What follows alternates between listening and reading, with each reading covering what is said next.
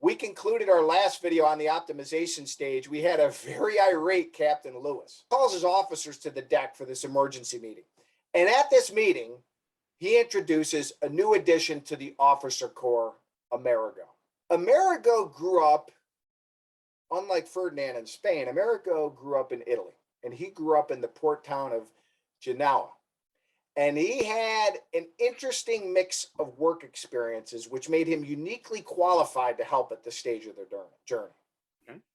So when he was in his mid-20s, he studied of anything you can think of, the ocean tides, the seasonal weather systems, pirate navigational patterns, and he would help the earliest explorers chart their course to the New World. By the time he got to his early 30s, he was offered a position with one of the largest investors of these seagoing expeditions. It was the Bank of St. George. And in this role, acting on behalf of his investors, they were the customers of the bank, right? He would help shipwrights best allocate the funding to the different systems of the ship.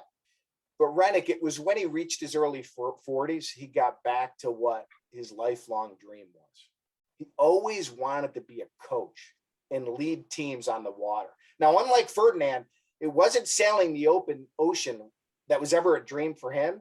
He always wanted to coach the town's rowing team. And he realized, beyond understanding the seas and where to invest your money when building a fast boat, you had to build a culture where people were motivated to contribute and play a valuable role in something larger than themselves. Amerigo brings the three teams together and encourages to think from not the inside out, but the outside in, based on the demands of the rough ocean tides, the expected weather system.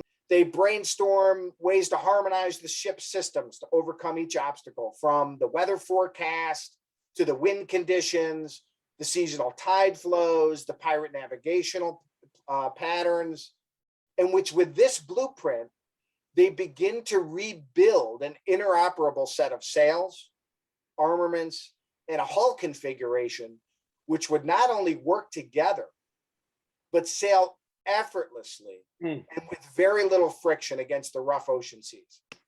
And now dawn is breaking on their 121st day at sea. And Amerigo emerges from his sleeping quarters to see the outline of the New World off in the distance. Yes, and he calls the entire crew to the main deck.